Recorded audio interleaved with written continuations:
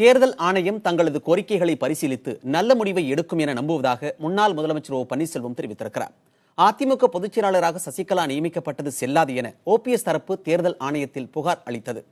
இது தொடர்பாக தேர்தல் ஆணையத்தின் அழைப்பின் பேரில் ஓபிஎஸ் தரப்பினர் நேரில் சென்று தலைமை தேர்தல் ஆணையரிடம் விளக்கம் அளித்துள்ளனர். பன்னீர்செல்வத்துடன் அதிமுக எம்பிக்களும் உடன் சென்றிருந்தனர். இரட்டை இலை சின்னத்தை தங்களுக்கே அளிக்க வேண்டும், பெரா முறைகேட்டில் சிக்கியிருக்கும் டிடிவி தினகரனின் நியமனத்தை ரத்து செய்ய வேண்டும் என்பன உள்ளிட்ட கோரிக்கைகளை முன்வைத்ததாக பன்னீர்செல்வம் செய்தியாளர் சந்திப்பில் கூறினார்.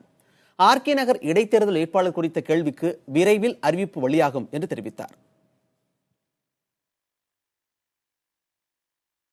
கழகத்தினுடைய சட்ட விதியெல்லாம் நாங்கள் இன்றைக்கு எடுத்து கூறியிருக்கிறோம். அவர்கள் கவனமாக எங்களுடைய நியாயமான கோரிக்கைகளை, வேண்டுகோளை கேட்டிருக்கிறார்கள். ஒரு நல்ல தீர்ப்பு வரும் என்பதை நாங்கள் எதிர்பார்க்கிறோம். டைம் இருக்கு, எங்களுக்கு 23 வரைக்கும் கடைசி தேதி இருக்குது நாமினேஷன் ஃபைலிங்க்கு. கழக ஆட்சி மன்றங்கள் இன்னும் ஒரு 2 தினங்களுக்கு கூடும். கழக ஆட்சி மன்ற குழு முடிவு பண்ணி எங்களுடைய வெற்றி வேட்பாளரை நாங்கள் அறிவிப்போம்.